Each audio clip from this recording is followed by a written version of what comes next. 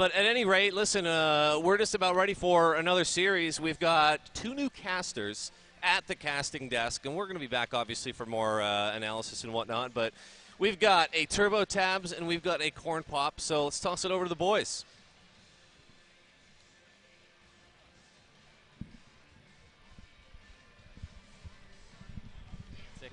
Tonight, and yeah, I don't know. TurboTabs, these are 2 of the top teams in Europe. Obviously, they both played in TF2 last season, so they should be familiar with each other. And our maps, I think our first map is Granary. Granary, yeah. I guess it's just a very star-studded lineup between both of these teams. Really names that have been around the scene for a very, very long time. So it's going to be a fun experience. Everyone wants to see Kato do the jump. Everyone wants to see Tom make the bombs. Everyone. I didn't even mean to make that rhyme, but it did. But yeah, it's really going to be a treat to watch. I mean, we got a bit of the new players on the block with the last match, and now we get a taste of the old. Yeah, so just for the people who haven't been watching ETF2L's previous season, we can go over these rosters. For Se7en, of course, they're going to have Raymond on Medic. Cadis is going to be their Demo Man. Captain is their Pocket Soldier. Drac is their Roamer. And then they have Stark and Thalash on Scout. All right, and meanwhile, over on the side of ANTIC, we do have, I believe it is, we've got Potato on Scout. Scrab, it will be Scout Buddy. We've got Tom playing the Roaming Soldier. AMS will be playing the Pocket Soldier, in a way. And the Demo Man will be Smearer. And for the Medic will be Serotonin. Yeah, so I don't. Do you know if these are the same rosters from? Because I know Se7en played with Patty for the latter half of the last ETF2L season. Yeah, pretty much a turn of events. Starkey a little while ago retired, and then he came back to the game because the kid just loves LAN. He loves LAN, and he loves LAN, the LAN challenge, if you know what I mean. Like, there's a lot of prestige in these competitions, Cornpop. People turn up far and wide across the globe to come and win these titles. I know even if some people can scrap a team together, they'll come themselves. We've got Paddy here and like Banny and whatnot. Everyone's coming over to play at this LAN. So, and that prestige was enough for Starkey to come back, I believe. Yeah, and I mean, what do you think about that? Because obviously, they did lose ETF2L the previous season. I know. They did. They lost it to Arctic Foxes. And, yeah. So, obviously, I would say Patty's a downgrade. I think they're better with Stark. Yeah, I mean... The question is how much better, though? He offers a lot to the team. He's just incredibly experienced. He's been regarded as probably one of the smartest scouts in the game, well, of its time and right now, with his return. And he's a pretty top DM scout to boot as well. They have done a little tiny bit of a roster shake-up in a way that they've swapped around the roles for the scouts. I know you probably think like Stark, he wants to go behind and stuff like that. Not today. He's going to be playing the Pocket Scout, which is, you know, honestly, I'm a bit curious to see. I'm surprised why they kind of flipped it back. I know Flash used to play like an aggressive scout role over on his old team Full Tilt. So maybe he's just they've opted to go for that, or they want to bring more stability to the combo by putting Stark on that Pocket Scout. But either way, it's a change, and I do love a good bit of change. So. Yeah, it's especially interesting for LAN because there's already so many changes. I mean, you are in a new country potentially. You have 0 ping, which is always nice, and then your equipment might be a little different, or even if it's not, it can feel different. You know. Yeah, you've got a new, different environment as well. There's loads of little tiny things. I mean, we're all busy playing video games. You got people elbowing you in the face and just like screaming your name and stuff like that. I mean, some people react off it very positively. I know, like, I could imagine Team ANTIC are going to really lap up a crowd if they get like a good cheering squad, because they do strike me as a bit of an emotional team. But while the emotions kind of can play against them sometimes, the emotions can play with them in a way that, you know, if they start feeling that winning power, they kind of just like roll with it, and it really like urges them on to kind of hold nothing back and keep pressing forward and keep the aggression up. And I think that's the way to really beat Se7en down, is somehow to push through that defensive manner they've been bringing to their TF2. Yeah, and so I want to talk about ANTIC for a little bit here, because I think this match they're coming in trying to show their stuff. They've got something to prove. They're sort of in that little mid-range of the teams where most people wouldn't put them first or seconds, but they're also probably not coming in last. So I guess what I really am interested in is to see how well they actually compete against a top team like Se7en, because they didn't do great in the past season of ETF2. I don't think they made playoffs, which is a little worrying. But obviously, again, LAN is different. Okay, would you put ANTIC as a top 4 team? Oh, definitely, definitely, no doubt, no doubt. I mean, yes, no, there's just absolutely no doubt about it. I think the fact that it's LAN, it adds a lot of different factors, because a lot of these players I see on the ANTIC lineup, like Tom, AMS, most definitely, Smear, these are like LAN players. They've proven in the past that they play very well at a LAN setting. So, you know, having them fire off at a LAN will be great. And also, oh man, I did have another great point, but I've completely lost it now. But it was, yeah, the LAN treatment will do them exceptionally as well. And oh, the point I wanted to get into is because there'll be a bit of like an underdog in a way. I mean, there was a lot of pressure. I mean, when you saw these names of the last ETF12 season, you probably thought, like, wow, this is a good team. This could, like, probably get up there in second or maybe even take it first. And maybe, you know, now that they've come into LAN without that pressure in a way, I mean, nothing to lose. Usually the pressure kind of gets these sorts of players as well, because, again, the emotions and whatnot. So with that off their shoulders, I could see them really benefiting. Yeah. So we do have 2 maps here tonight. I believe the second map is going to be Process. So we did just see Process on the last game, but we're going to see it again, which I'm happy about. I really like Process. What about you? We'll talk about Granary first. Do you like Granary? Oh, yeah, I love Granary. Granary is like it's the map that it's kind of the black sheep right now in the map pool, where it's like the easy target for most people, where they just think like, oh man, it's so different from everything else. But that's what I love about Granary. It's because it's so different, because it kind of trains or tests every aspect of the team. So it will. Oh, I thought we were going live for a second there, but no, it's just production just whispering in my ear. But the fact that Granary kind of tests your soldiers, you know, amplifies the demo man matchup at the mid.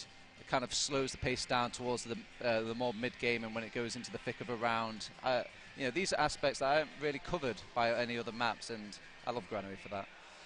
Yeah, it's certainly an interesting map, and I think it's unique as well. Not really a fan favorite, but I think we are about to go live here at TurboTabs, so everybody get excited. This is round 2 of Insomnia61. This is Se7en taking on ANTIC. Our first map is Granary, and the demo men are going to be rolling out to the midpoint here. Smear and Cadis are your demo men. They're going to be reaching this point now. Cadis quite a bit faster than Smear, and Smear's actually taking quite a bit of damage because of that. He has to fall down and get his pack, but he should be fine not going down just yet. We'll see if he wants to get aggressive, make some bombs. It's going to be Drac who dies, actually. AMS in a great position to take him down. So an early pick advantage for the underdogs here. Now AMS is getting aggressive. He's gone on to start, got a lot of damage, but a lot on himself as well. Thalash now in a 1v1 against Scrap. Scrap has the heals, though, and he is going to win that now.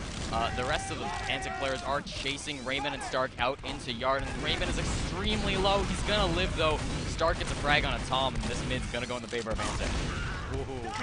Stark did kind of make a little fight of it towards the end now. I thought he was always going to get the pick on Scrap, but very solid mid coming out from ANTIC there. They did manage to pin Se7en into the back corner, and nobody wants to be in that corner on Granary. It is a death sentence, so you can see why it even affects the top team Se7en. So let's see if ANTIC can keep it up. Yeah, it is even Uber charges now, both medics at 100%. Of course, Raymond did stay alive after his team lost that last point, so we'll see now what the play is. Could be sending AMS in, it could be sending in another scout, a soldier. It is, ooh, okay, Thalash with a big snipe on the AMS. That can't really do anything to get aggressive. The question is, are Se7en going to do anything to try to get another pick? Yeah, they might see this as an opportunity though. AMS does like to off-class a lot for his team, so I can see him going off as like a spy or a sniper, but oh no, he's actually opting to stick with the pocket roll. I mean, I know pocket roll kind of dictates you to stick a soldier a lot more, but usually this is to stop AMS in the past, so in the meantime though, they're just trying to fight back Se7en on this second point. Yes, and Turbo Stark is right behind the enemy team. He's going to be focusing the scout, and now he's on Serotonin as well, but he gets taken down by a nice shot from Potato. What a shot to save his medic, and this is going to mean that they still keep their Uber charges. Both medics are at 100, so now one pick advantage on the side of ANTIC as well. They were going to lose this point, but because of that, they are going to be able to hold on to it now. So they still can't really push into last, but the disaster was just avoided. Yeah, as you see some of the beauty of Granary here, if you do lose like 2 picks, it's not the end of the world. It's such a difficult map to push out on, just by the nature of like either you choose a tiny open door or 2 closed doors, and either way it's a horrible decision to make it either way. So it looks like the little counter snipe coming in for Flash. Ooh, yeah, and as well, Cadis went down, AMS got the frag in the end, and Se7en had to pop the Uber charge off, so a lot has just happened. They're running into last with Scrab, but the medic's not falling, and Drac is in behind, actually, onto the sniper, does get taken down, but gets that frag on a Potato in the end, and Scrab is still wanting to fight this. There is the medic protected by Stark. Now he's going to be backing off. I think that's the smart play. You're not going to get through Stark like that, but they're having to give up that second point. I'm very surprised that they all opted to back out there. I thought they maybe would have took a look at the numbers advantage, and usually if you just all kind of bomb in onto that medic with just a good 2-man or 3-man advantage, you could most of the time get that medic force at the very least, but they decided to just back off for now, which will kind of lower the risk of actually making this now go down in a way. And with Potato going down as well, it seems it hasn't paid off for them, so they're just going to back off to mid for now, settle a nice defense there. Yeah, 2 picks they got in the midst of that, taking over that second point. It took them a little while to get to it, but they have it now. 90% on the Uber charge of Se7en, so he's going to have his to hold on to this middle point. Se7en could maybe go, but I don't think they will. They're safely in yard at the moment, so still somewhat in the driver's seat. AMS taking a lot of damage, though, actually, in Garage. He almost went down there. He was extremely low. He's going to get some arrows from his medic, so he's all right, but almost the danger zone for them. This is the scary point, Cornpop. This is what players check their closet for before they go to bed. This Granary mid is terrifying to go against when you're trying to push in against an Uber advantage as well. There's many teams out there will just flat out not do it because they hate that point so much, pushing it. They'll just wait for the enemy team to make the move and make a mistake, and I can see Se7en opting for that role just by their nature. Yeah. So still trading back and forth here. AMS is looking to get aggressive, but he's not really finding much. Drax taking a bit of damage, but again, these players are playing smart. They're good players. But now AMS has gotten in behind, and he's still chasing that Drac frag, but Jack's gotten the pack. He's gonna die anyways. Thalash in for the cleanup, though, so soldier down on each side. No roaming soldiers still in this match. We'll see what their off classes are, TurboTabs. I wouldn't be surprised to see a sniper or spy. Yeah, with Drac going down, usually it's an expected call for an enemy soldier to kind of go for the counter sack. I mean, if you've got an enemy down on the other side, why not? Why not? You're not really risking anything from the numbers side of things. So AMS has a quick attempt. He does go down, sadly, but they won't get punished for it because of Drac going down. Yeah, and no off classes actually coming out here, so they're just playing standard, it seems. They're liking the soldier bombs, they're liking some of the other situations they have, and they like just slowing down the game. I mean, really, there's nothing wrong with that. It is still a tie. Nobody's really forced to go anytime soon. AMS does try to get in, but this time Drac takes him down before he can do any damage, and that's going to be important because now the door's open for Se7en if they want to run somebody in, and Thalash is looking at it. 5 seconds still on that respawn. We'll see if they do anything. They're having a poke and they're having a prod, but God, the way that it's set up on this mid, you can see you get so much high ground initially just by the positions of like Scrab and Tom and whatnot, and Smear's already set up the doors where there's no way they can really get it from, make a decent push in without having to pop that Uber.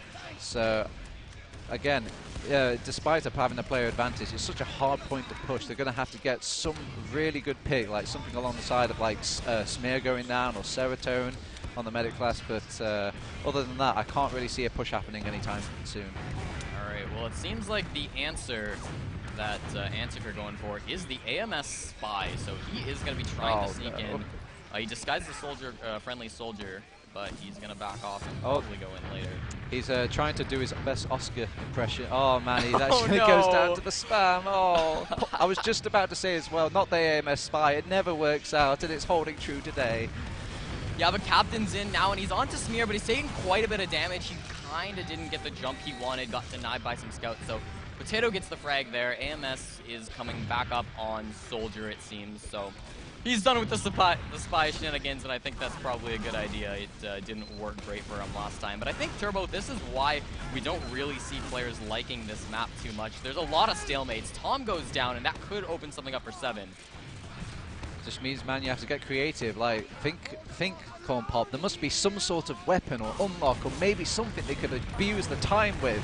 If only. Maybe Yeah. like a banner? Well, they were going for Drac, and Drac could spawn on a banner now. He has that opportunity, so they're just sacking players in at this point, and nobody has been successful yet. Drac's coming up on Soldier. Does he have a ban? Oh no, he's up on Spy. So He's having a quick check of the classes. Oh, I mean, okay. too much time has passed. This makes Se7en paranoid. Better check those classes. And he's back to Rogan Soldier. all right.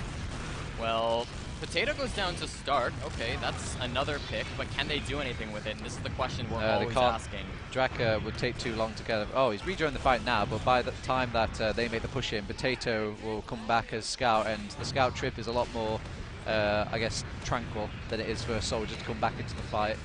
So again, a calculated play to not make this push in. They will get the Drac pick again, and I'm still hoping that they'll do something with this. Maybe bring an on class, a banner, you know, kind of change it up. It's kind of a bit greedy to expect that ANTIC are just going to give away a freebie like this over on the enemy team. Yeah, well, ANTIC have gone for the sniper. Potato's going to be walking to mid with that, and he's scoped up now, walking in through Garage. Stark does down some stickies. Oh, and he doesn't quite get the shot there. Doesn't kill anybody, at least.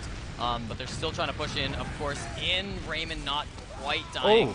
Cadis goes down, though, to Potato. That was actually a really nice shot he managed to hit with that one. And now this is going to be the push in. Drac looking to force that Uber charge. It's the double Soldier Bomb. They got the frag on AMS and forced that Uber charge. That's great by them.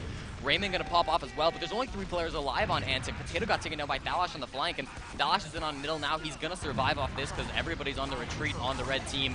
They're going to get back off onto Yard, where they'll probably end up sitting unless Se7en want to go super hard. Well, there you go. I guess if they just waited long enough, ANTIC would give them the advantage eventually. So their patience has paid off. They will claim back that midpoint, but it's just a tiny little step in the big mountain climb of Granary. So this time it is up to ANTIC to see if they can throw the same sort of stalemate play in their own yard. Yeah, Potato's back up onto Sniper, so he's liking the class apparently, and I mean, I like that too. It's really one of the only ways to get the game moving other than just sacking back and forth. But oh no, he was staying in forward spawn. So now he's back on a Scout. So he's going to be looking to come in and maybe sack again, maybe wait for some soldiers. But at this point, it's just kind of AMS spamming into Garage and looking for an opening, I guess. So, I mean, they got punished last time for making some sort of play. Do you think this time ANTIC will risk it? I mean, it literally did happen 30 minutes ago. Oh, a bomb in from Jack, but he will get taken out by Scrab, who's kind of towering on that left-hand side hook. So I don't expect a Drat Bomb to do anything right now. AMS is going to sack him because, as per usual, lose a player on the enemy team, might as well throw your own player in to give it a good attempt or shot. Doesn't come out trumps for AMS. We're back to square one. Yeah, and that's kind of a play where maybe it's hard to gain anything, but you don't really lose anything either. So, I mean, why not? And it gives you an opportunity to come up on off class or a banner or something. This time, it's not going to happen. We are sticking with the soldiers, it seems. Cadis is actually taking quite a bit of damage in Garage, but again, he's being just pumped full of heals, so he's going to be A-okay right now. And we're still just waiting back and forth. I mean, they're looking to get in. It's still 0-0 on the board, and that's really interesting because you know these teams have to be giving each other respect. They're not rushing anything, and they're not going to just go in willy-nilly. They know this is an important match. And at the same time, it hasn't really extended into that point of time where the round timer can kind of kick in. Because they did that little trade back and forth earlier, things are just going to elongate even further, and I don't think any team will be happy with that scenario. So maybe ANTIC might be happy with going in on mid again, especially as they did so well last time, and they do get the pick onto Drac, but again, oh, you got AMS bombing in. I mean, at this point, it's turning into a flowchart, Cornpop. Yeah, I can't imagine soldier stats are going to look too good at the end of this game. They have racked up quite a bit of deaths and haven't done a whole lot with that. So both soldiers now, we'll see. Again, it's always interesting to see if they come up off an off class, but it doesn't happen all too often. AMS is going for Spy again, unless he's just checking off. He's probably just checking. Nope. Drac is checking as well. We really need another icon for that someday. Yeah, I think they're both just checking. Yeah. AMS, I don't want to see him on Spy again. Well, it comes back as soldier, and again, the Cold War Raiders in this yard area. I mean, if you're in their position, Cornpop, what sort of things would you cook up? Come on. I mean, I liked the sniper pick. It didn't work for them just in the situation. They've got Stark in now, and he's kind of caught out if he doesn't want to commit to this. He's jumping around in the area, but he's in onto the domain. He's got a lot of damage onto Smear, but can't quite do it. Scrab pistols him down, and that's going to crush the dreams. Again, though, I'd like to see him on Sniper. I mean, They avoided the trap there, ANTIC, because while Start was getting so much of their attention, they were kind of spamming from the other side, trying to play off the flank. Oh my god, what a collapse coming in from Se7en. That must have been a very aggressive play coming out from ANTIC, and again, they've been punished for it. Every time they just go for a little bit of a shake-up against Se7en, they get heavily punished for it. And on the bright side, though, they do knock down Raymond, so it won't quite convert into a round if they can defend this last point. And they will have heals on their side, so they're not even going to attempt it, Se7en. They're just going to back off for now. Yeah, I think that's smart. All the respawns had come in, and so they don't want to fight that Uber v non-Uber. Generally, that doesn't work out for you. Drac actually catching Potato off guard. That's going to be a pick, and he could go for the back cap, but Tom is right there to stop him, so that is not going to happen.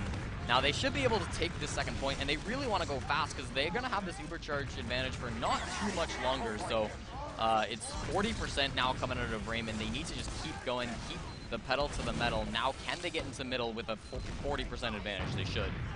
Because they held on to that right side, Se7en, they've actually been kind of flanked everywhere. They've heavily favoured on the left-hand side over on ANTIC, and by them it was kind of a little race to mid, and they didn't really have time to set up that defence onto mid in time. They didn't get the stickies up, they didn't get anybody positioned right because of that quick little decision by ANTIC, so very well played from them to just decide to bum rush the right-hand side and race to mid. Now it is even Uber charges. Captain was down, but you really can't push into yard with that. Potato's in on the flank, though, and he's getting some nice damage down onto Drac. He's taking a little too much himself, though, and Thalash is going to come in to help clean up that frag. So not a successful sack from Potato. We'll see what class he comes up on. I've mentioned this every single time, but I really feel like an off class can do a lot of work on this map just because there's not a whole lot of options. I mean, Soldier Bombs haven't been working, Scout Sacks haven't been working. They're going to try Drac in, but Smear hits a nice pipe, and again, that's not going to work. Oh, they've actually... The Potato must be checking here. There's no way I suspect that Potato spy. Yeah, where we go. He will come back as... Oh, they actually lose AMS. Oh, but then again, Drac goes down, AMS goes down, grass grows, green sun shines, and these two soldiers will just die for each other. Yeah, there's actually a big rocket onto Captain. Tom managed to get that one, so as Captain tried to come in, but... again, we'll see what the counterplay is now from ANTIC. They have this pick advantage, and Se7en, they're worried about it. Here we go. Tom is in, but Scrab and Tom both going down as Raymond didn't quite pop that one off. He went pretty low, down into the 30s, but not enough. So they really tried to commit for that one. There we go. Potato hits a nice shot onto Thalash with that Machina. Drac does get taken down as he was trying to get in the enemy middle. It's almost like both of these teams have a little soulmate. I thought the fact that Captain went down at AMS would jump in, but no, it's actually Tom's turn to jump in as well. Maybe they've got designated bombers for every person that goes down. But they will win out the yard from the sheer force alone and the sniper pressure. They are trying to get a cheeky little pick with the sniper between the doorway, but I don't think Cadis is going to allow this with the stick up on the doors now. So again, another little tiny step for ANTIC, but eventually they're going to have to make a big leap if they want to make this last push. Yeah, Potato ate a trap. Captain and actually an AMS are going to trade off as AMS went for that big bomb, but he didn't get anything other than that soldier pick. So, I mean, it's going to stop a counter bomb, but otherwise it's not a huge deal for them. So I think they're still kind of banking on this Potato sniper. He's coming in now to look at the second point. He could actually get a sightline out of the Raymond, but no, misses his shot. Not going to get the frag, and now they know he's there. He's on that Machina, so they had to have seen the laser, and hopefully they won't be feeding any more picks to him. I mean, I have to give it to him. There's not many times you'll see a sniper there. It's just such an easy spot for it to get spammed out. And this is the kind of thing that sucks about sniper on Granary Cornpop. Once you make this mid push, you kind of go like, well, what do I do now? Second is such a beast to actually get a sightline in. It's just so secluded in that base there with both of these shutters, and just the sightlines are absolutely dreadful. Oh my god, yes, but Turbo, Thalash is on the medic and he gets that frag. How did he manage to run past all those players? They didn't turn around, and he came down from drop down. Thalash is going to be able to get that medic drop onto the enemy team, but now Captain and Tom are going to trade, of course. They want to get this force out of Raymond as fast as they can, and there we go. AMS is going to get it, so Stark takes him down, but still great job by AMS to manage to get that. Equalize the Ubers just a little bit. Yeah, you even see Raymond throwing out the feel-good pop in a way where he just wants to get... Oh, nice little trap from Smear there. Oh, that was a little tide turner in the way they were fully thinking about pushing, but with Kado going down, there's no way they'll make this push in without their main caller. They're even getting the yard for free because they haven't got that sticky defense in their favor. So all that work that Flash did, gone. Yeah, but I think he's going to be going for it again. He's in drop down, but Tom is around this time. He doesn't have a whole lot of health, and I don't think he's specifically looking for it. They're still just spamming over on second. Potato doesn't have a ton of health, and Dallas chooses to come back. Decides that he probably won't get away with it twice, but honestly, he might have. Yeah, I mean, that's, again, another disadvantage of having a sniper is you lose another active pair of eyes. Usually the sniper's so focused, the scout... Oh, that's a nice little snipe, though. You can see that's the benefit of having a sniper, getting shots like that. Yeah, and now Scrab is in, and he's actually going to force the Uber charge off. They got a little too much damage down on Cadis, so Se7en has this one. There's no way they're going to be able to get to him until he wants to pop. Here they come, and this is the ANTIC aggression. They're going to take second off of it, but they're not actually getting any frags. They're losing AMS even. This isn't the end of the world, obviously, because it's equal Uber charges, but that's just one more push, one more point that they're going to get off of it. And now they're looking to push into last. They've been in this position before. Yeah, again, great milk by Se7en, but it was a dreadful pop, though. They just went around the corner and they just assumed that Se7en would be around this corner and they could just go straight for the jugular, but they popped around the corner and nothing was there. Of course they're going to back out, Se7en. They're not going to stick around for you to get and have themselves Ubered upon, and Se7en didn't really bank on that, or at least neither did Smear. Yeah, Potato took a shot, but actually went down, and Drax going to fall from the enemy team, but 2 down on the side of ANTIC could be a big deal. It's allowing Se7en to get more aggressive, and that's what we see. They're getting some time onto this point. If I'm ANTIC, I don't want to have to give this up just because they got 2 picks. They're going to fight it. Here they come. Now they need to force Raymond early. Okay, they are going to do that with some nice stickies. Doman's doing a lot of work, and neither of the Ubers are going to get a whole lot. 2 players down on the blue team, though. Se7en not having that. That could prompt the push. They're looking to get aggressive, but Stark is here defending this left door. Is that going to stop them, though? That's the question. Drac from up top does get denied again and has to back off. A nice sticky from Smear, so this is going to be them in on the last, and AMS is right on top of Raymond. He gets that shot. Great job there. Stark as well, very low. ANTIC are dominating this last push. They're all over the point now. Captain's trying to jump it, but it's not going to be enough. TurboTabs, ANTIC finally score the first point in this map. Beautiful, beautiful game of TF2 there. The fact that they decided to pop in to keep the just the point alive and in a way really make sure that they were fighting some sort of fight onto second, and it put a lot of pressure on the flank, but Tom came up trumps there. He got a nice little pick top. He survived it as well, and he kind of continued this little domino effect with the rest of his team. Came back in, added additional damage to his team. They didn't have time to set up the last as well because of that little effort. So again, very, very well played by ANTIC. So we're 20 minutes into the game, and we finally have a point on the board. ANTIC are up 1-0. Now, there's a couple things they could do. They could try to play it passive. Cadis is much, much faster than Smear, so this is going to hurt their mid. It was a crazy amount faster. We'll see if they even commit too hard to it. I wouldn't be surprised if they just backed off. I mean, they have the 1-point advantage. Captain's going to be jumping up, getting some damage down. Potato's pretty low, and Cadis eats a fat pipe from Smear. Potato goes down in return, but now Tom is up, getting some damage down. There we go. Captain is going to end up dying, so a lot of the players on ANTIC did die. Thalash is going for the flank, trying to take down Se7en. AMS takes him with a nice rocket, and still Stark is not gone off his aggression. Se7en, please live. No, Stark takes him down, and that's a full wipe on the side of ANTIC. Wow, you're going through the 5 stages of grief there. You were even bargaining at one point. But yeah, it was sure Smear won U2 for a little moment there, but the rest of the team was just doing work while they were getting that frag onto Cadis. And the fact that Cadis kind of won that mid in the sense that he got such a commanding presence at mid, Tom couldn't really get out and contribute to the fight. He kind of had a chokehold on them while the rest of Se7en start beating them down, and Cadis was kind of tricky to take down. He had to spend quite a bit of resources in a way and a lot of attention of Smear to actually take him out.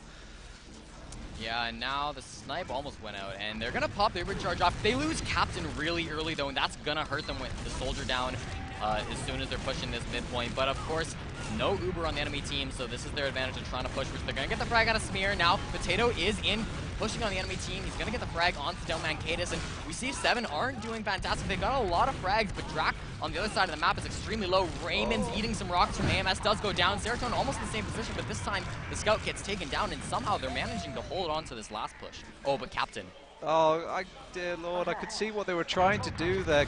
Drac was very low. He wanted to bomb in. He got a nice flank, but he had no health, so he was begging Raymond, hit this crossbow. Please hit the crossbow on me. But poor Raymond, he's getting bounced about by all these rockets. He can't hit the crossbow onto Drac, and Drac couldn't get the bomb onto Se7en. They're going to lose AMS, though, to a Cadis sticking that door, so they're not going to be keeping with the aggression. It is even Ubers as well, so we're kind of back into this space, but at least ANTIC aren't on their last anymore, and that's what's really important. And they have a frag on a Cadis. That's way more important now with a demo down and a scout down. Thalash goes down. Captain, Se7en, they're just losing so many players at not a great time, so they're going to continue pushing in. They're going to take this yard, and there's only 7.5 minutes remaining. TurboTabs, Se7en needs to be in the driver's seat, and they're just not. Man, those brittle bones of Cadis is not really paying off for him. He seems like to be made of tissue. He just goes down so easily on the side of ANTIC. I'm very surprised that he gets fragged at all. It's just very rare for a demo man to get picked off like this.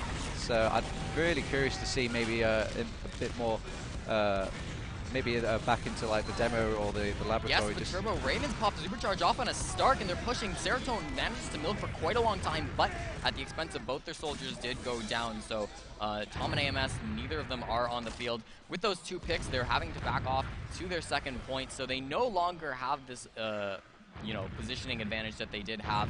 And once again, Se7en are in the driver's seat, and this is where they need to be. They know that time isn't on their favor. There's still a good bit of time. They're not panicking about it yet, but they also know that if they don't get any rounds, they will lose. Oh, and they just lost Captain again. God, they've got a huge amount of respect for Se7en for a moment there. I thought they were just going to give away that point for 3, but when it starts to get into that above 50% levels, they do finally fight off of it. But keep in mind, they've got AMS and Spies, so he needs to play this very calm, very collected. But I think he might have took a spam rocket there, so he might have been seen again. The curse of the AMS Spy strikes again. I don't think he was seen. He definitely took a spam rocket. Oh, but Raymond... Oh, he wasn't going to push into that. AMS getting behind the team. They're definitely not, like, super spy paranoid, so I definitely don't think they saw him. So this is going to be nice for them. If AMS can make a play, that's important. But if he can't, they're just going to give away a pick, and that could be the end. This is a risky play for them. Oh, he's ducking and weaving in between the little metalworks of Granary, but he's taking his time, maybe begging his team to do a little bit of a distraction, keep some eyes drawn to them, and oh, they've actually just popped in with Raymond. All right, well, they've got, while they're doing a little force, they will get another kill onto Cadis. It had to be the Cadis frag. He's been bullied all game, and AMS will try and cloak away, but Stark will punish him. Actually, Raymond will be the one that will punish him, and they're getting the better trade here. They even get the pick onto Smear as well. It looks like they can actually catch them out here, and with no Uber to save them on last, if they can keep turning these little picks here and there, they can maybe push all the way to last. It's just poor little Scrap by himself. They will have AMS back up for the fight, but that's just not enough. AMS is going to have to go absolutely huge here if he's going to hold it onto his team, and they do call it back. And where are the rest of Se7en? They all died. They did lose a couple of players pushing in. They're just going to lose Captain again. And that was enough time for the respawns of ANTIC to come in back on this last point, so they're holding on. They don't want to have this game become tied again, so they're safe for now. That was a little mini heart attack for them, but they're once again in an okay position. Even Ubercharge is still Scrabs up on Engineer, though, so they're here for the long haul. They're ready to pack it in. I wouldn't be surprised if we stay on this point for the rest of the game. Yeah, it is going to be a great test, and Tato, he's having a quick check on the Spy class, seeing what shenanigans they're up to on the side of Se7en, but no shenanigans here. They're just going to try a cookie cutter, go some controlled spam, and Se7en's meeting the blunt end of it here and there. Oh, he's meeting a tremendous blunt end of it. If just one person bombed in there, I think Se7en could have maybe dropped the Uber, but they just didn't have Drac lined up in time, and Tom's keeping an eye on him at the top as well. Yeah, so Potatoes on Sniper to try to get this frag on the Scout. Can't quite hit it, though. Now he's looking at a couple more players, and he's really not hitting the shots he needs to. Thalash is in on him, and he's going to trade for that frag. So good job by him taking down that Sniper threat. Certainly a good trade by him. And now it's a 5v5, and Se7en are looking to get aggressive off that. Raymond's taking a little bit too much damage, and we could see an exchange. Here we go. Both medics are going to pop that one off. They did lose their sentry guns, so Drac was able to spam that one down on the other side of the map. And Raymond, no! AMS does get that frag. Great job in being able to juggle the medic like that. It's going to be big advantage for ANTIC. They're going to lose Tom, but that's not the end of the world for them. The important thing here is they don't get back cap TurboTabs. Yeah, that's what was screaming in my head as well, and I imagine it's been screamed in these the heads of these pros as well. They need to make sure the only losing play here is to get back capped. And losing Scrab as well, the flank just can't seem to hold itself together while they try and coordinate this push in. They will actually get Raymond back in time, so they can't even use the heal advantage to kind of make this go. Are they making a push of this? This is kind of strange. They could have Uber any moment. There's a lot of pressure on them to kind of get this done quickly on the side of Se7en. Tom's been launched up to the air, but they can't seem to find the connecting shots. Only Raymond is the only one taking any names at the moment, but it just seems to be going a little bit easier for ANTIC, and I think the respawns will eventually play against him. And there you go. There's that Uber that I was worried about back there, and with Raymond going down, he will hit his kill bind because at that point you're just delaying the inevitable. They will win that second point, but it was a ballsy play by Se7en. I kind of like that play. Even though it didn't work out, they had 3 minutes remaining, and they knew that if they just waited, they were going to get pushed back with an Uber charge. So why not at least fight in a semi-favorable condition where you're up 6v5 and there are no Ubers on the field? It didn't work out for them, though, and I think this is almost game over. Not quite. There's still a lot of opportunity for Se7en, but 2.5 minutes, they have to start getting aggressive kind of recklessly here, and that's not a great position for them because Se7en, they're more of a passive team. They don't really like to get aggressive when they don't have to.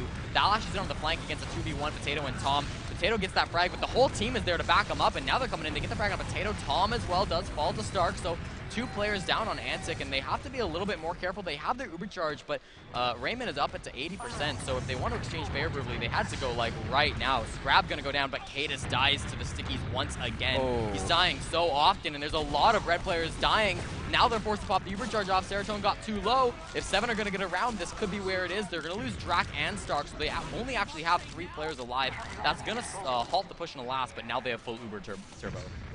See, Cornpop, that is an example of only Se7en can play defensively. That's a choice that they just want to play defensively. They can do both if they really want to, if they dig down deep, and this is turning really into a proper nail-biter of TF2. Usually 5CP kind of kills the moment with a constant death time and whatnot, but this is really coming down to the wire. 1 minute left, and they will make their first attempt at this last push for the draw over on Se7en.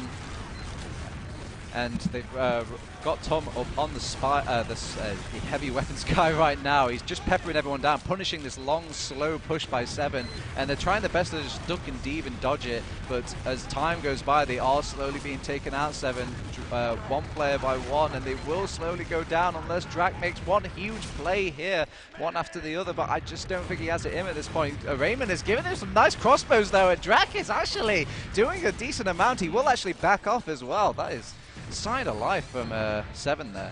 Yeah, I mean, he almost had that, Drac. He had that high ground, and he was able to spam down on like 4 players as a soldier. But once the second scout respawns, it's kind of game over for you on a map like Granary last. Not a lot of hope. They are still pushed in. There's only 30 seconds off the clock, so this is do or die for Se7en. They will lose the first map if they don't cap this point in the next 25 seconds, and that is not what they wanted to see. They're a top team coming into this tournament. They don't expect to lose, but it's certainly possible. We see Drac getting extremely low, the first one to die. Tom up on heavy, gets that frag. Raymond has to pop the Uber charge off now. They are getting exchanged. They got a lot of time on point. Dalash was on it for a long time. It's over half cap now. They're getting a lot of frags too. Oh, they're surrounding everybody. They're actually doing it. AMS smear, Serotonin. It's just Raymond. Oh, They're both gonna everyone's die. dead. Oh my god. That's gonna be it. 1-0. ANTIC take the first map in a nail biter. All right, let me just get some air on my face. Let me just. Yeah. Woo! Man. That was. Yeah, baby. that was a really, really good map. I told you, man, this was be a good match. Yeah, it definitely was. I mean, I think Se7en were the favorites coming in, but somehow they lose it to ANTIC, and that's got to make them feel good coming to the rest of this LAN. Man. God, that is just. Yeah. It's really good they were able to win that one. Absolutely speechless. But oh, my heart's racing, TurboTabs. I know. I can't even believe what I just watched. Our next map is going to be Process. I don't know if we're going to get logs for this one, but yeah, I think we've got some logs as well. We're actually going to hijack some of the couch's job here. It's our turn to play the logs, baby. Yeah. Right? Well, we'll get well, we'll I get say that the logs we'll get here eventually, but yeah, when we get them, we can talk about them. But what was the problem, just in general, you saw from Se7en there? Because there was a lot of stalemating, and then the last kind of third of that map, it got really exciting once it became 1-0. Right, the first problem I could see was I feel like Cadis was going down in unusual places. I mean, very strange, like the fact that Demoman would just die as quickly as he did in some certain spots. I mean, it might be the Kato trade in a way that he's always been a bit aggressive, even though the team is, defensive in nature. So that's another little aspect to think about. I think the mids as well. Granary is about a snowball map where, it's so difficult to make these pushes in, pushes out, and holding things out, that if you get a good mid going, you can usually get a good snowball going and get that first round, and then from there just grind it to a halt. So, the mids, Kato's going down, that's pretty much the big points for me. Yeah. We have the logs now here, though. Wow, they've really changed a lot of players, haven't they, Se7en and ANTIC? Yeah, it seems like they have. Well, I mean, I think Top's played the game of his life in that. Yeah. There okay. you go. Right, thank you, production. All right. Is anything jumping out to you, Cornpop? Well, I mean, 2 top fraggers are both on Antics. Oh, no, sorry, we're not starting right now. The top fragger was Drac with 20. I thought he was having a good game despite his team losing. It was close, so it can be really on either side. Dalash as well with 19, doing a lot of work there. Antic did have 18 and 18 on AMS and Smear, so that's good. Medic deaths doubling on Raymond. It's only 6-3, so not as actually a big a deal as I just made it sound, but still, that's 3 more medic deaths that the enemy team didn't have. And then top damage per minute real quick. Only one person topping 300. That's AMS. Yeah. And just very rare to see these numbers flipped around. Usually when you think who's going to get 3 deaths and who's going to get 6 deaths between Se7en and Raymond, and it's actually Raymond who met the mutant of most of that game. Se7en actually staying alive for the majority of that game. There were points where I thought Raymond was going to go down, so that death counter could have been higher, so still credit to Raymond to stay alive till that point. But again, I just want to reiterate that point I made earlier about Cadis and Smear. Look at the difference between the deaths, Cornpop. You're almost seeing like an 8 death difference. Yeah. That's double of Smear's complete deaths. That's just not the right time or place to be losing the Demoman at all, ever. Exactly. I mean, your 15 deaths isn't like the worst if you just take it by itself, but on a demo man, that's not what you need to see. I mean, a demo man needs to be staying alive at least a little bit more than that. And this is Granary as well. The demo man loves Granary.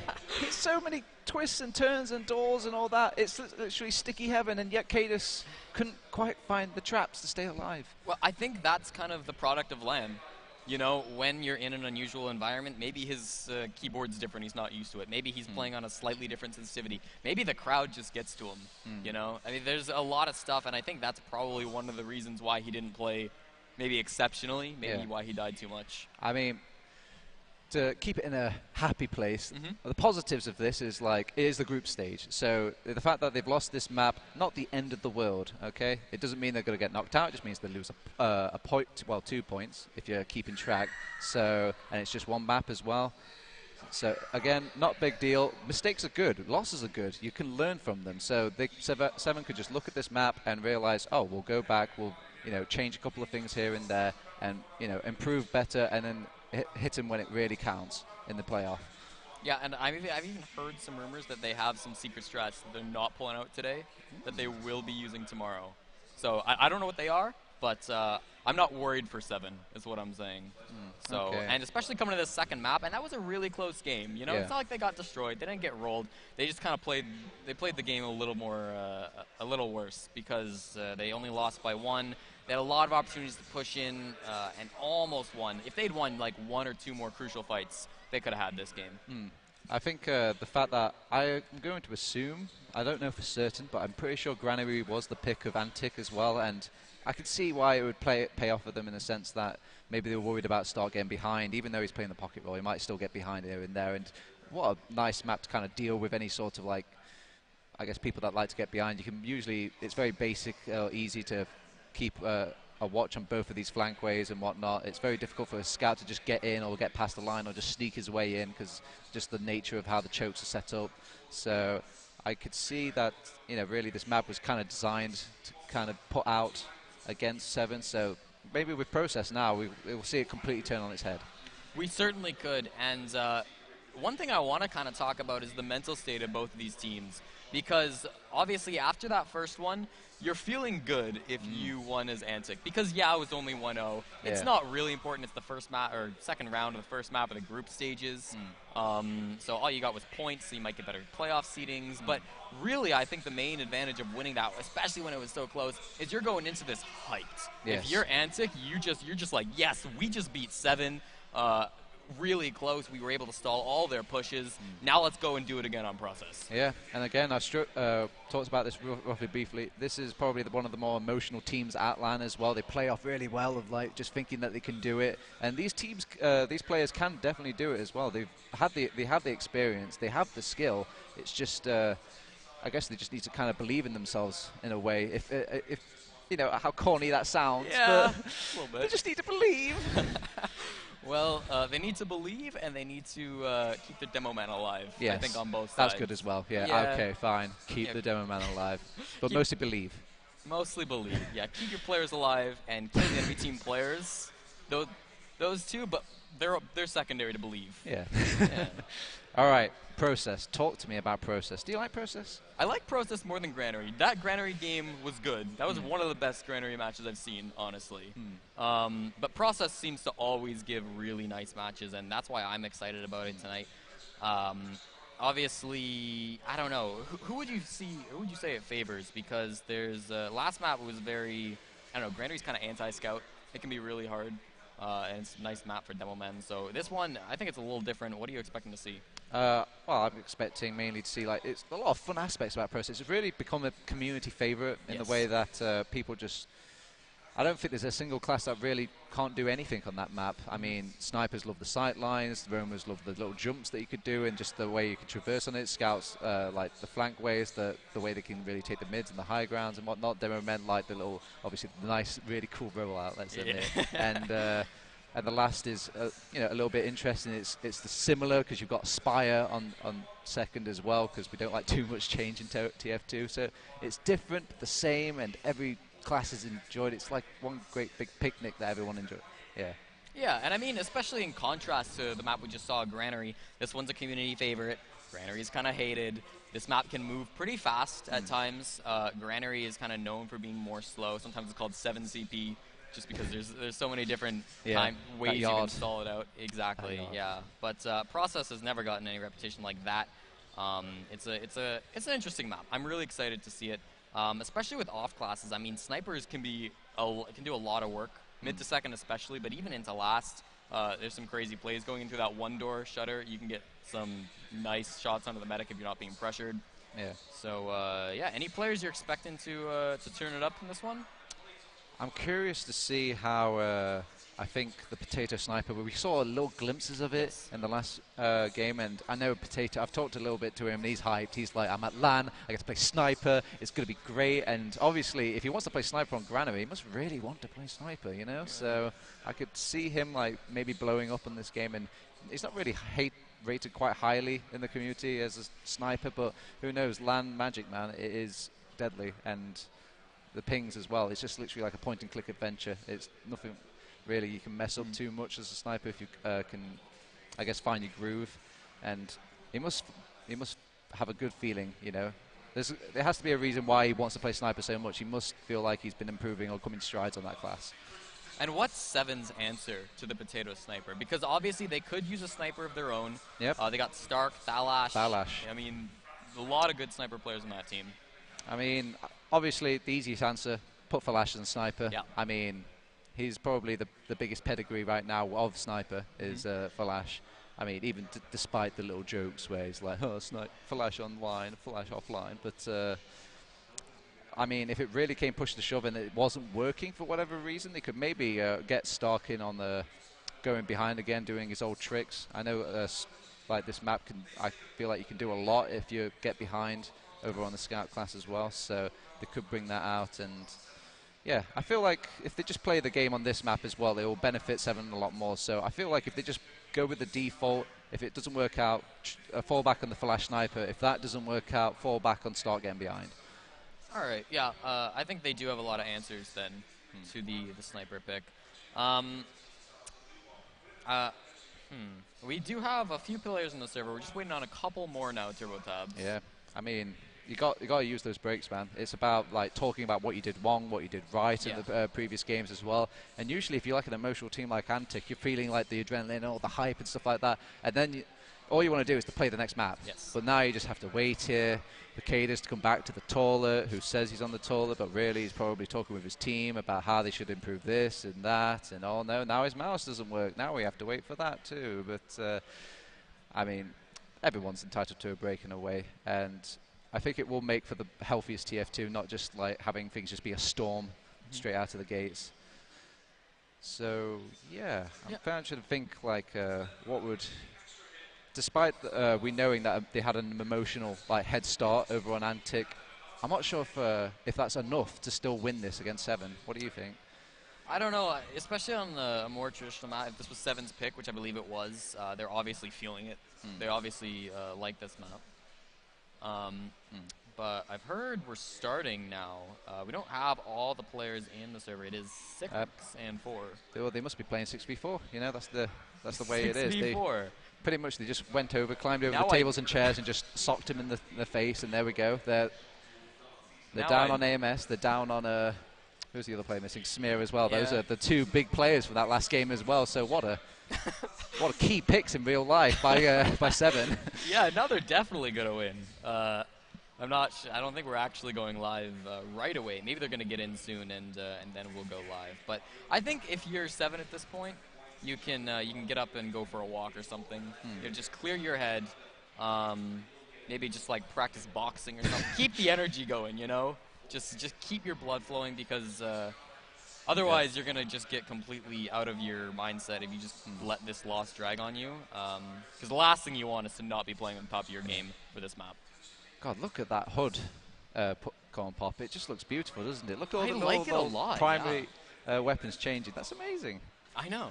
Yeah. I'm spending most of the time looking at my own PC, and then I finally look at it, I'm like, whoa, this looks amazing. They've got Uber bars, they've got the little primary weapons changing about, all the HUD is completely redone. You can even see the ammo. Yeah. Kill streaks. This HUD has everything.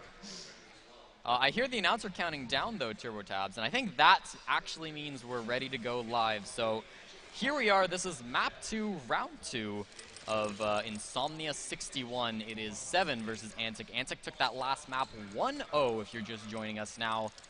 We should be going live any second here. And there we go. Now they are going to be jumping to the middle point. So here we go. Back on process.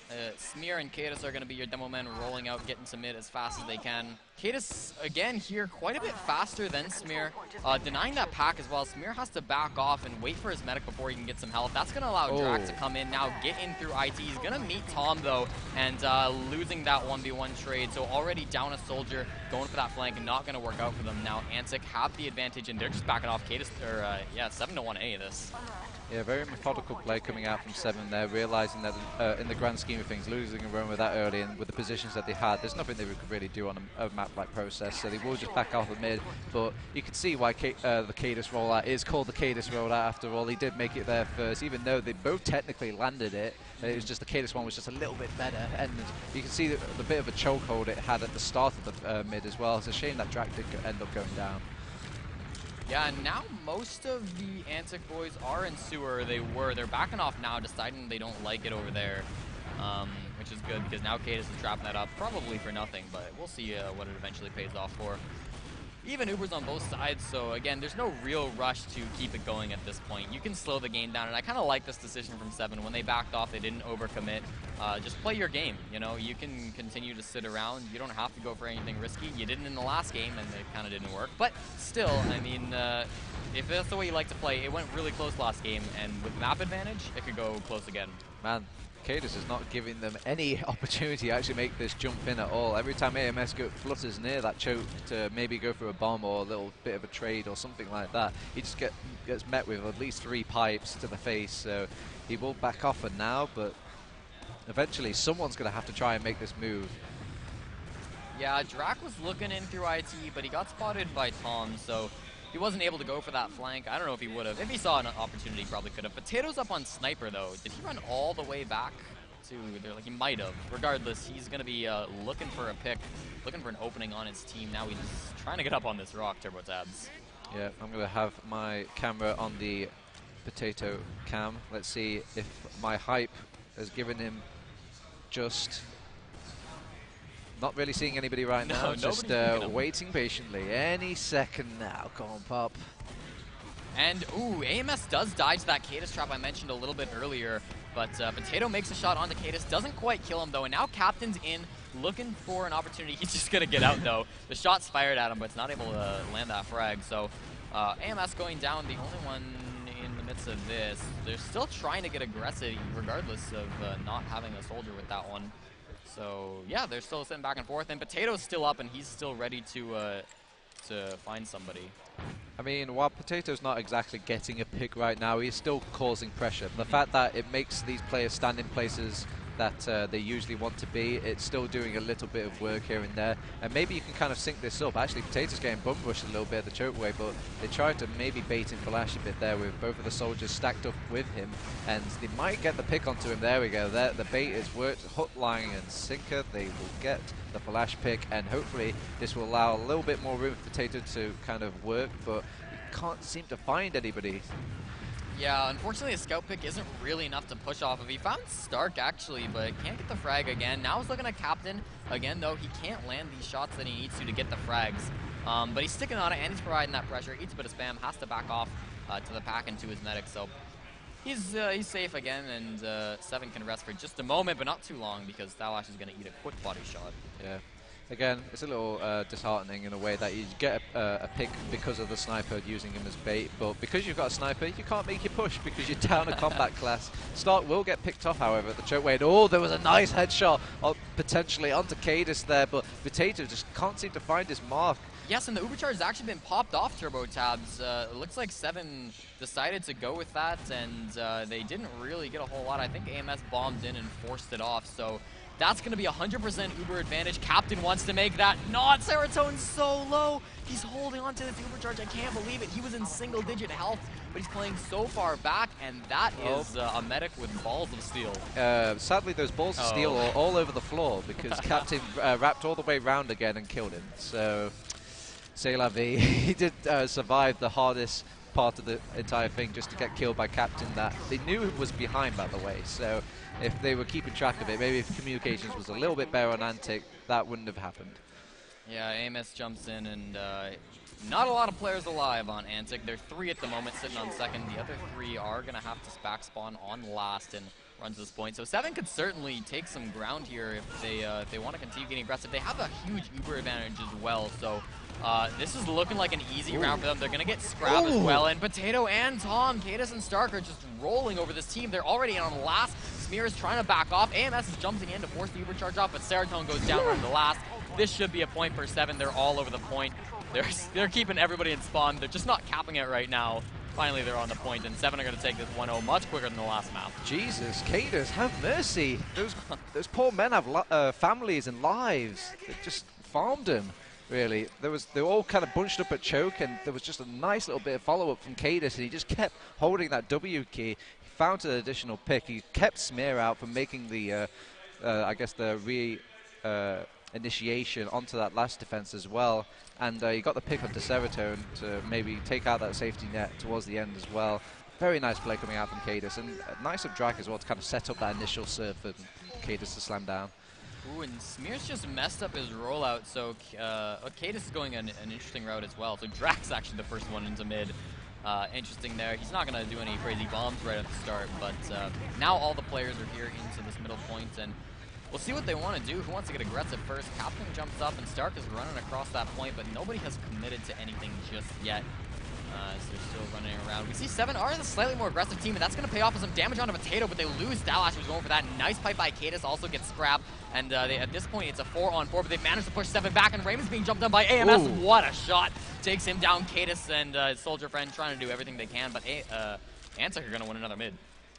I could see what they were both kind of doing there. They wanted to bait out each other's jumps and just see if they could get a little kind of a good counter sort of focus fire on that jumping player. And when they kind of baited those out and then kind of rotated back around, they committed both soldiers in.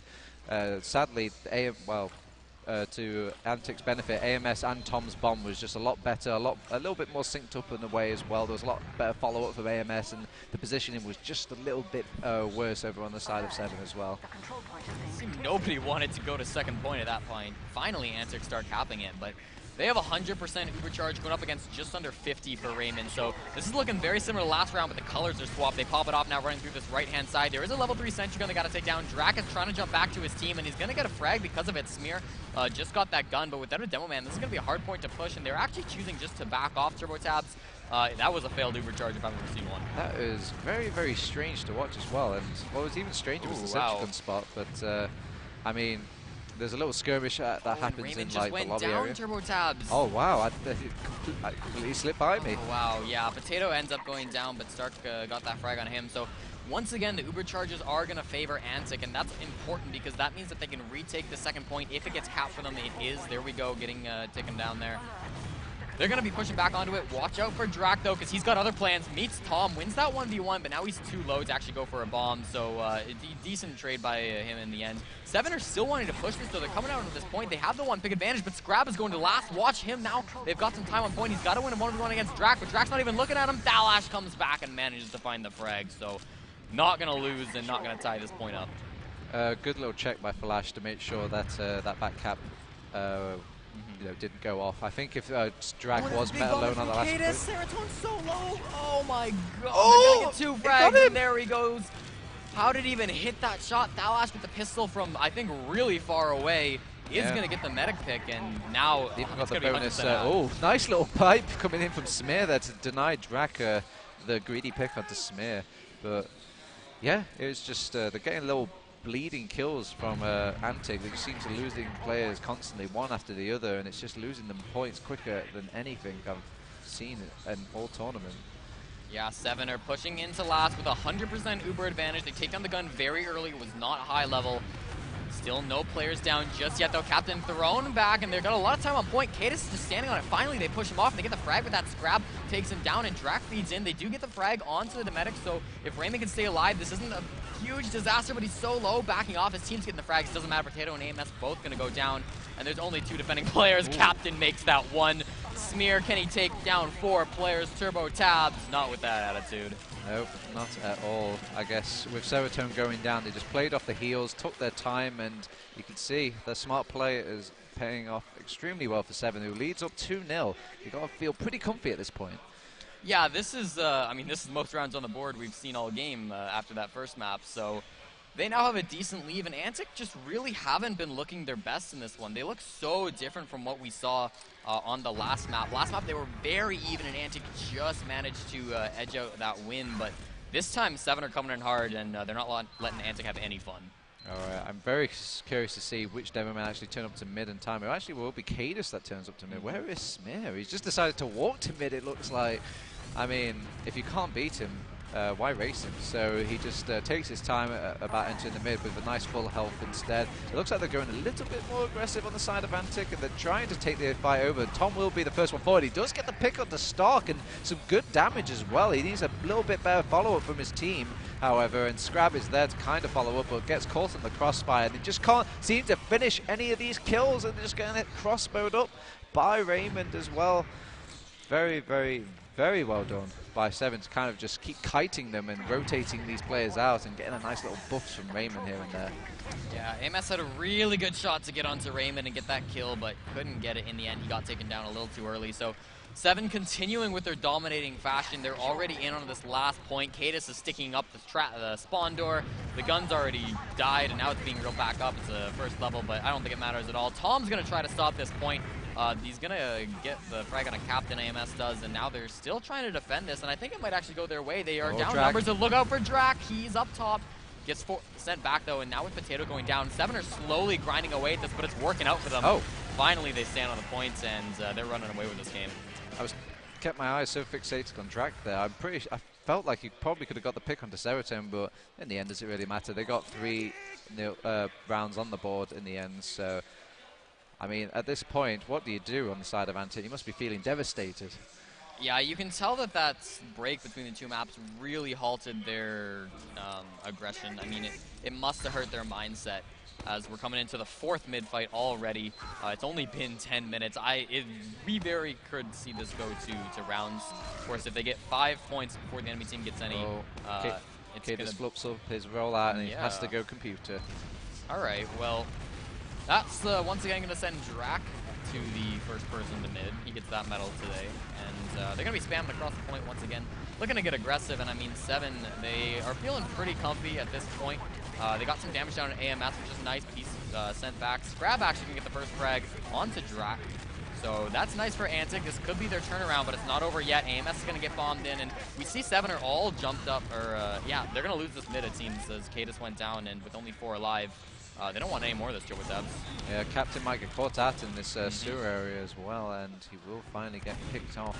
And with that extra little pick, they have got Flash kind of being a pest behind, and he has picked the health pack, and just in the nick of time to take out Potato, he steals another health pack as well. I think he's going to take maybe another fight with Scrap. He's brought back 2 players, and this has been great, because during all that time, they haven't been capping mid.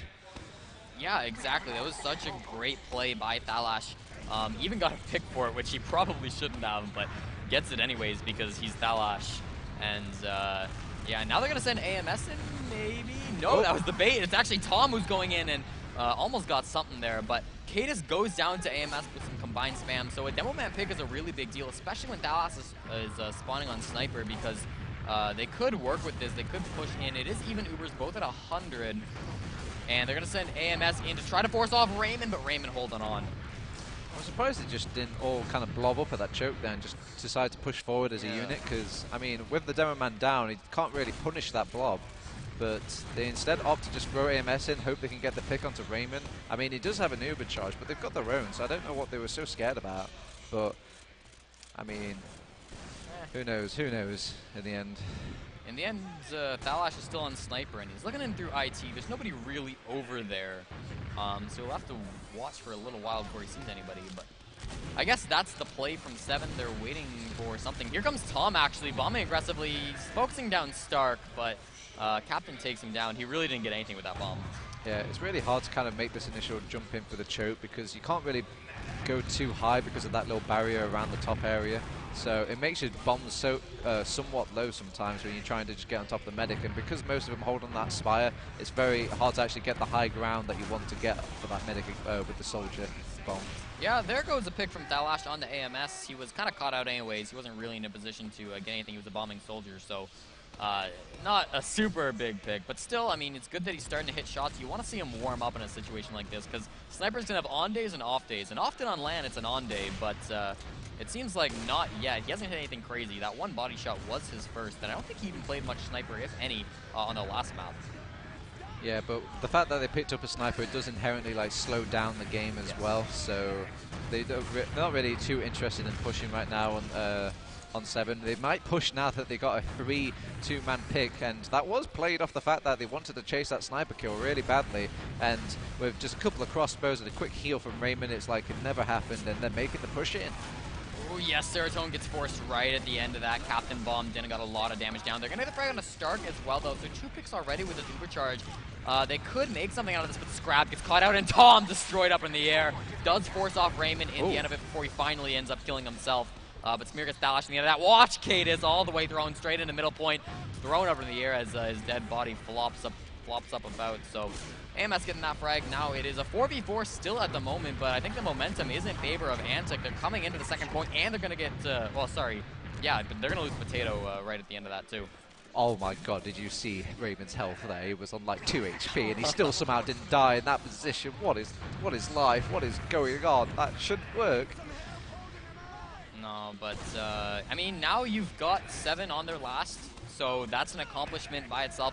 We're halfway through the game, so this is a fine time to make a comeback. If you're going to get 3 rounds, it's definitely doable if they get the momentum back in their favor. They have slight Uber, nothing they can really work off of though, so it's going to be back to stalemating this out, slowing it down, and that's kind of what Se7en want with a 3-point lead, you know? If you lose one even right here, as long as your momentum doesn't die, that's fine. Yeah. They had a mild advantage over on the side of ANTIC, but they choose not to take it, and because of that now Raymond will have his Uber charge ready, and they're looking to even hold closer with it as well, take advantage of the fact that they can use that Uber to kind of spring onto ANTIC at any moment. So, but it's still up to ANTIC now to make the first move. I mean, you're playing against Se7en after all. They're gonna, and the fact that every time they've waited for a mistake out of ANTIC, it's paid off wonderfully.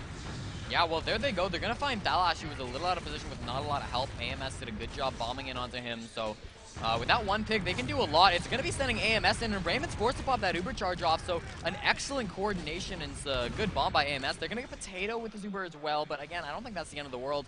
The question is, can they hold on to second, which they should be able to. Se7en aren't getting aggressive onto it at all, so this is going to be a 100% advantage push into last for ANTIC. Yep. With the Owl building a sentry gun, and it's kind of an interesting spot in the way that Flash is building it. He's kind of set up in a spot where it's not easily seen, so if they kind of bum rush in and not just kind of scope out the map a little bit ahead, the sentry gun can maybe catch a player off guard here and there. But otherwise, I can't really see this sentry gun contributing much, and it will go down, however. Yeah, but that's all they've gotten in the Uber charge so far, Turbo. I mean, Se7en popped it off, they ran in, they shot at a Heavy, the Heavy just wanted to spawn, and now they're kind of just flopping around. They do have a soldier bombing in, Tom, but gets taken down by Thalash, and okay, Cadis takes down AMS with a really nice loose cannon pipe, I suppose, cannonball. So he's going to go down, and with two-player advantage, Se7en are going to be able to take the second point right back off of him. I feel like there's a loose cannon meme in here somewhere, but I won't take that low-hanging fruit. They will have to they will have to back off. However, they will have an Uber advantage, so they really should be starting to go here, Se7en. They're just having a quick check of choke, making sure no one's attempting at Raymond's life. But instead, they're not really jumping anybody right now. The soldiers are just too low on ANTIC to really make the bomb in. They collectively decide to just try and enter the meat grinder mode and see if they can force them out instead. And they do have their own Uber now after so much time has passed. But it's a struggle to keep everyone alive, and they have to actually back out anyway, just because everyone's so unhealthy on the side of ANTIC. Exactly, that was such a story of health. I mean, most of their players weren't at full. AMS going to bomb in, denied by Stark, so things just aren't going their way if you're an ANTIC fan. This has not been a great second map, and this last round was the most promising. They were like ahead in it. They were almost got that last point, but such a disastrous push has led them to be sitting on their second with equal Ubers. So now we might see the waiting game. Again, there's only like above 11 minutes remaining, Turbo. We're almost 2/3 through this game, and it is a 3-0 scoreline. So that's got to be sitting in the back of ANTIC's mind. Yeah, I would be nervous too if I kept seeing that clock slowly tick down. And think about it this way: it's not just any old rounder you have to fight back in that constrained time. You have to fight against Se7en as well. It feels like everything is 7 times longer to deal with because Se7en is just so good at playing things defensively and drawing out the clock. Yeah, AMS is doing a little bit of spam there, but I think even though Se7en are on this midpoint, it's definitely up to ANTIC to be able to push in and sack somebody in, because if Se7en want, they can just sit here, not quite for the rest of the game, but for quite a long time. Every second that clock goes down, it's a second in Se7en's favor, but they really need to get the ball rolling on ANTIC, and they really need to just send somebody in right now. Even if it's not like a fantastic sack, just something to get the morale going, to maybe switch to an off class if you want to. But they still haven't done anything. It might be Tom through IT, but he's been spotted. I know. Do you think in these sorts of crazy scenarios it would be best to kind of maybe get some crits into the gameplay? I know that some teams in the past have opted to go with crits against Se7en just to kind of keep the pace on their terms. I mean, it's quite the comeback weapon if you really want it to be. I think the problem is, like, when do you switch to crits? I mean, both these medics are at full Uber charge at 100. I guess if you really wanted to be ballsy, you just, like, run your medic back to last and switch and they would never know. But I don't think that's going to happen. AMS is now in on to Raymond, but shut down by Thalash. So 5 on 6. At least that was a shot. I mean, it's been so long. Captain going in for the counter, and they're going to get the frag on a smear, the Dome Man. That's a big one. In fact, they're even going to pop off of it because AMS was down as well.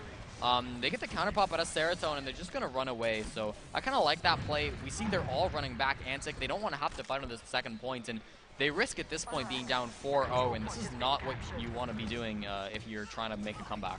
I mean, Se7en did a good job in the way that he wants to hold on to that Uber for a long time and not force it because he was being like forced in such an action. But the fact that his demo mount was being crawled all over and his pocket was going down, I think maybe it would have helped if Se7en popped it just as before Smear could possibly die, but he was maybe focusing on not dying himself too much, and he might have just been pushed away from the surf as well to get away from that initial damage. So again, very nice little focus fire coming out from Se7en to actually take out that demo man while his medic couldn't really do the job.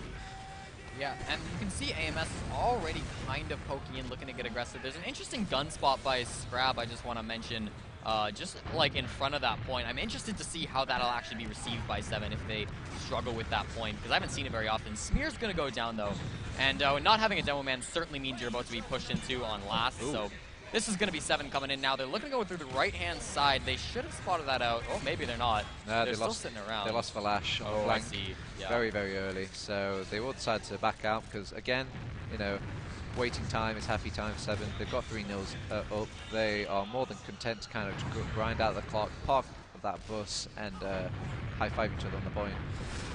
Yeah, AMS is going to feed, but he actually gets Drax, so, you know, trade for a trade. Both roamers going down, I suppose, isn't the end of the world. Well, technically, isn't AMS supposed to be a pocket? Oh, is he? Yeah. Okay, sure. Soldier for soldier, then. We'll just say it like that.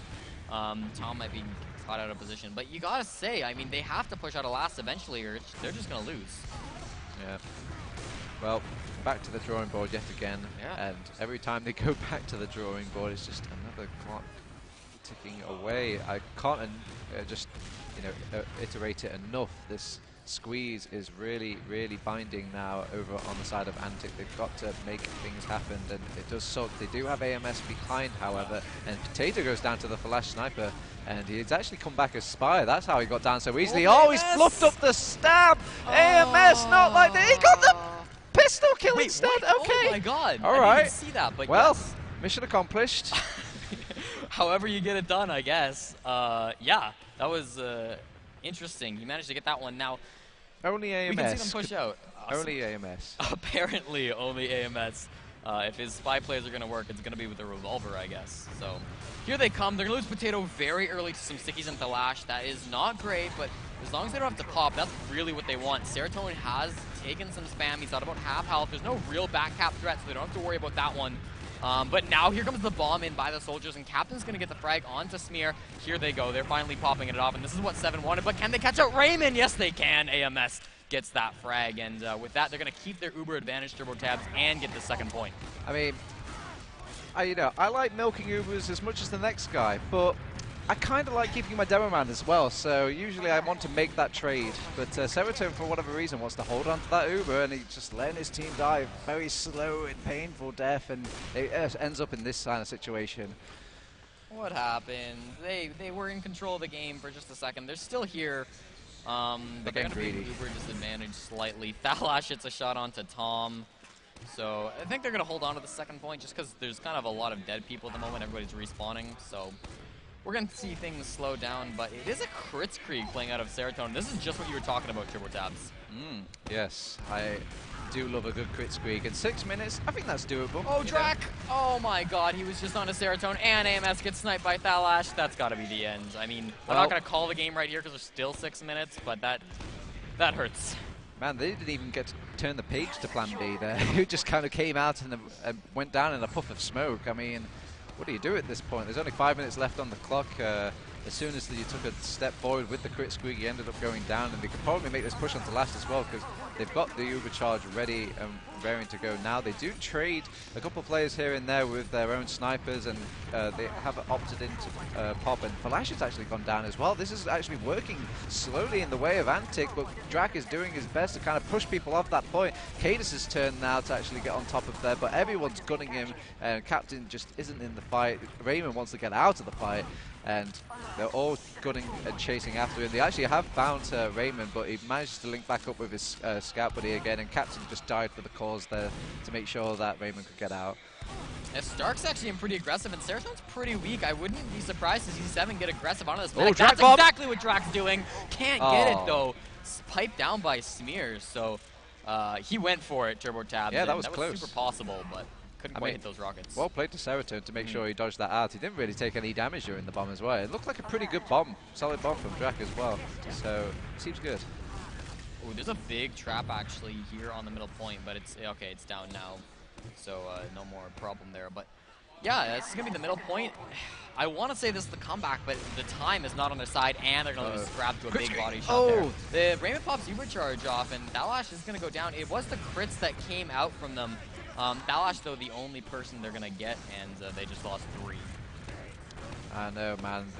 I mean, while they did pot off that Kritzkrieger, they have lost a lot of players for it, and they even lose Samir as well. And again, I just want to bring that tension back to the time. It is 4 minutes left on the clock. Se7en are capping mid.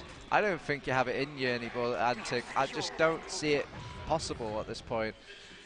It might be physically possible, but not when there's actually players on the other team. I don't even know if it is physically possible to get 3 rounds in that time. So that's not ideal. It might even go to, well, it probably won't go to score. It's only 3-0, but that is probably going to be Se7en taking this map. But an interesting thing, even though this one was way more dominant than the last one, they both get the same amount of points, and that's important for seeding TurboTabs.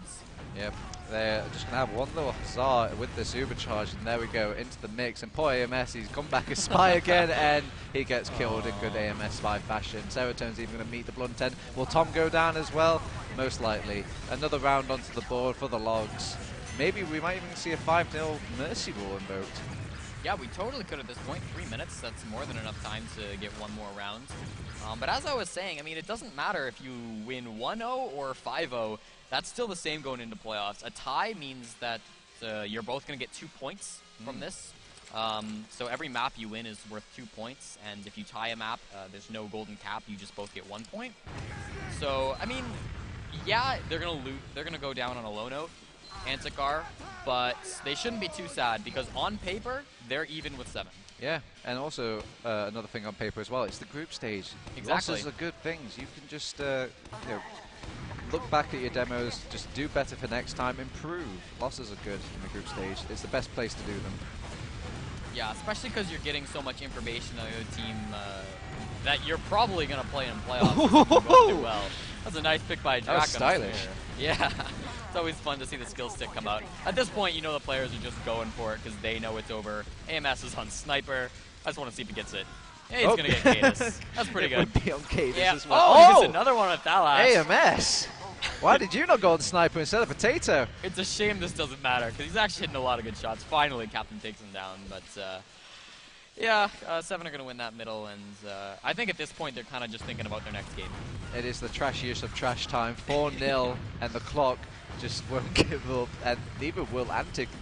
They just keep playing on, still going with regular classes in a way. I mean, with the way AMS play that Sniper as well, I guess you can call that a regular class. Yeah. So they're just going to keep striding forward, just go out on a high note, and they're doing a good job of just kind of like taking the fight to them. A nice little shot from Tom as well to kind of clean up Captain on that little bomb in from him. And they're going to cap the midpoint, probably get the second point free as well. And you know, Se7en is still somewhat taking this seriously. They're going to build the Ruber at the very least, not let them get in for the last 3. And I really like that they're still staying aggressive here at TurboTabs because it's important to keep that morale up. You can't just play like you're losing. You always got to think, all right, I'm going to get this frag. I'm going to keep pushing. Even if you're not thinking I'm going to win the game, if they can get a round on the board here, that would be a big deal for them because that's now, they're kind of ending it on a positive note. They still have a lot of games to play tonight. I think about 3. So there's still a lot of work to do. AMS is running in like crazy, man, though, and Stark takes them down. So yeah, I don't know. It's important that they keep playing their best because if they just gave up here, they wouldn't be in the right mindset for next game. Yeah. It looked a little bit silly that AMS went to the chase onto Cadis there, but Raymond just getting a nice little crossbow onto it to kind of avoid the little bum rush from AMS that he was attempting there. So we are on 40 seconds left, so at some point there's going to be another round or there's either the game is going to end. Yes. We don't have a lot of TF2 left to watch in this. Stark's going to take the headshot onto AMS, so they're going to do one last Ubercharge. They want to get a round on the board. Scrap chases the Sniper into spawn, but he's going to live, and they force the Ubercharge out really late from Raymond. Scrap jumps into a sentry gun and dies to the lash, so I don't think they're going to get this morale boost in the end unless Potato can 1v3. Nope. There he goes, taken down. They're not even getting frags, TurboTabs, and that's going to be the game. Alright. 1 second left. There you go. Map ended. Done and dusted. 4-0 will be your final score for the Se7en versus ANTIC second map. Yeah. So a lot more dominating. I think we're going to... I think we're going to head over to the analysts there. So, fun map to watch, especially that first one was really, really good. But we'll throw it over to the boys on the couch now. I think that's us. We're the boys on the couch. Thank you, gentlemen. And we're back here. We've got somebody new on the couch. I don't know if you recognize this young man, but somebody who knows quite a bit about the Se7en TF2 team. Yeah. His name is Patty. If you actually don't know who he is, I don't know. His name's Patty. Equally, of course, I'm Get a Whale. So that was an interesting series. A little more of a little more. Sounds rude to say, but a little more skill. Some more sort of top teams that we're seeing in action. We'll dig into it, but Equally, what we kept saying as we were watching was Se7en are playing their game. Isn't that the motto of all this? Yeah, well, basically, we saw over the course of those two maps two very different kind of results of that same Se7en playstyle. Obviously, Se7en have played the same way for ages, seasons and seasons now. Yep. I don't know, people say they kind of like pioneered it. Either way, they're the most popular team. They're the best resulting team to have played in this kind of quite conservative way. But the important thing to get from this is the two very different ways it can go. Granary, as a result of losing the first round, about 20 minutes into the game, they lost their first mid. They couldn't really get out the corner. A 20-minute stalemate happened, whatever. Ultimately, they went a round down. What happened for the next 10 minutes was Se7en desperately trying to get around to get back into the game. And as you saw, they got a lot of good opportunities. They did some great denying. They made some really good plays to try and create themselves some advantages to make a successful push, but it just couldn't happen. And this is a problem when you play that kind of super controlling play style. You do really well when you're ahead, but when you're behind, you can quite rapidly run out of things to do. You're panicking, yeah. Exactly. And on process, you said, we saw the complete opposite. Se7en, again, their mids weren't particularly good. They lost way more mids than they won. Ugly mids were actually too. Ugly. Exactly. Yeah. And ANTIC's mids were one of the real positive things they were able to do. But Se7en were able to be just 7 levels of good at everything else. Yeah. Maximizing all of the tiny little advantages, making pushes really work for them, winning basically every one of those pushes which you should theoretically win. And as a result, they managed to go a couple rounds up within the case of about 12 minutes or something. And at that point, when playing against Se7en, if you can't come up with something to do, the game's over at that point. Yeah. You saw, with about 5 minutes to go, ANTIC, they were trying crits, a couple times they tried some different sniper plays. Yep. But they weren't able to make it work because Se7en is just so good when they're ahead. Yep. That all that can really happen at that point, unless you have some really, really good ideas, is that it's going to continue to go ahead. So I think it's kind of interesting. You see the play style in both its most positive and most negative lights over the course of those two maps. We can pull up the logs here so we can sort of have a look at the numbers and show you guys the numbers as well. Patty, like I said, you have played with these guys somewhat. Yeah. You were almost here playing with them almost, at the tournament. Yeah, almost. Some people know, some people don't.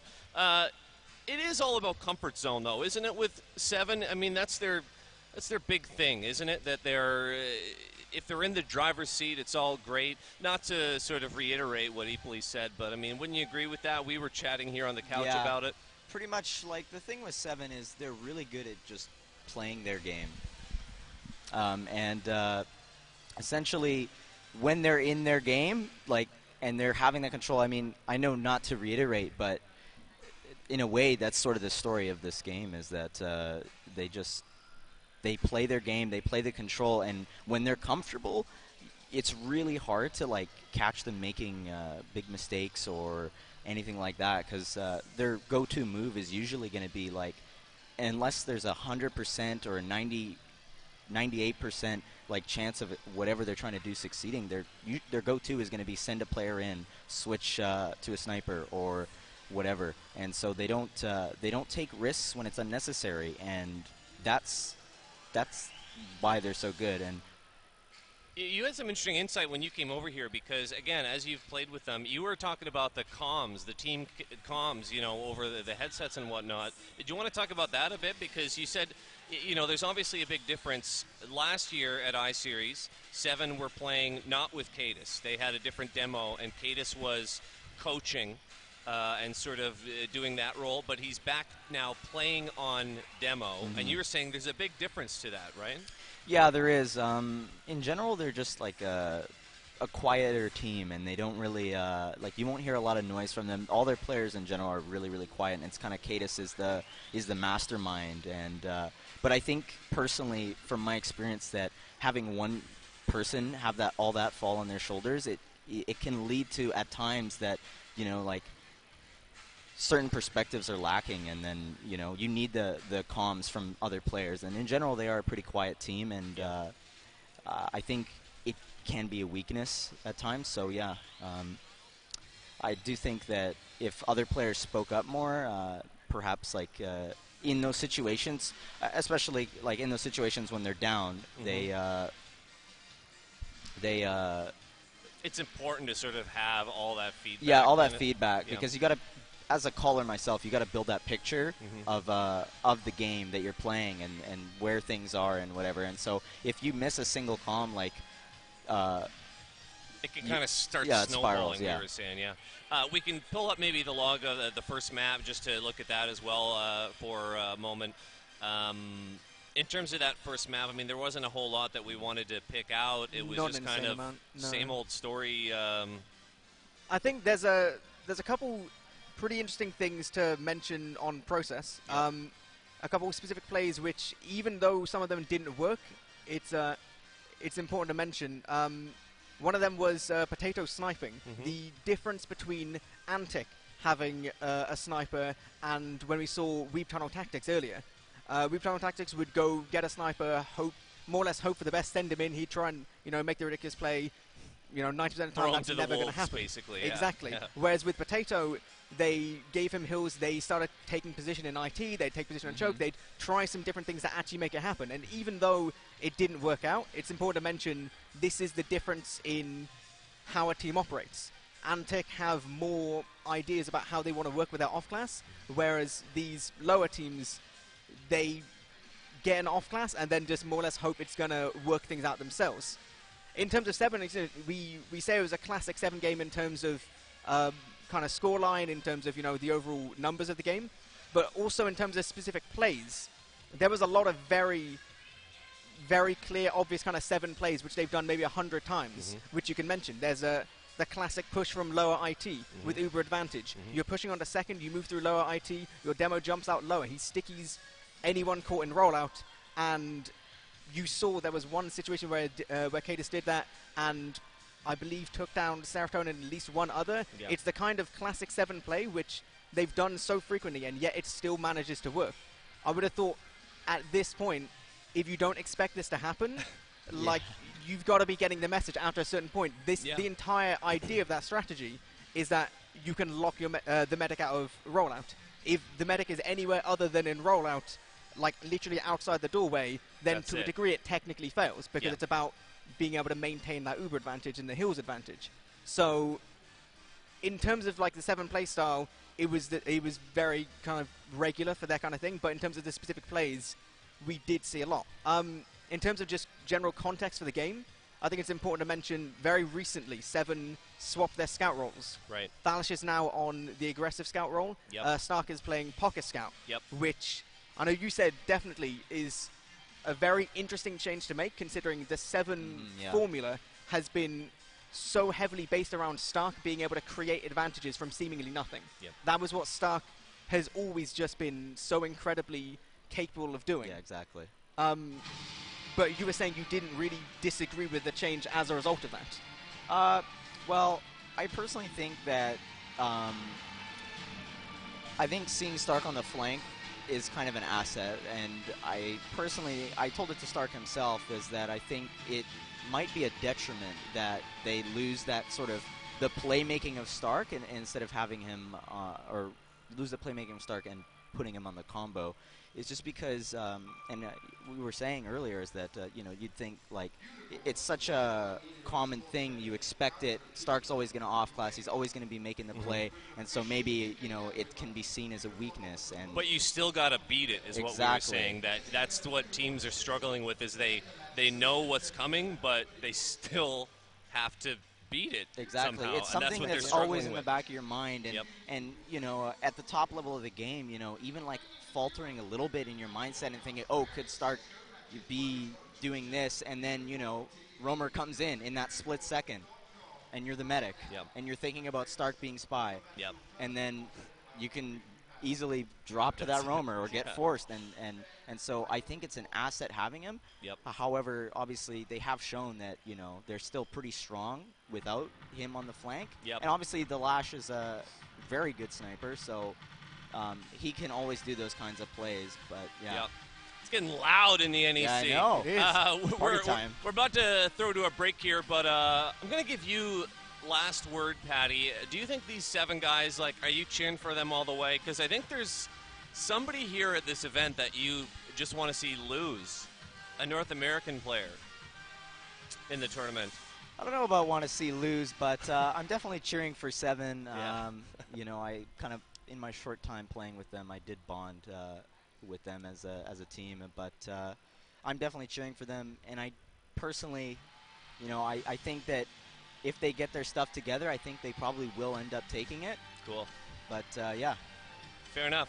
Well, tell you what, we are going to head to a break. We've got, obviously, a ton more TF2 here for you, group stages, and then later on we'll be getting into some double elim. But we're going to throw to a break, and don't go anywhere. When we come back, we're going to have a whole lot more for you. Stick around.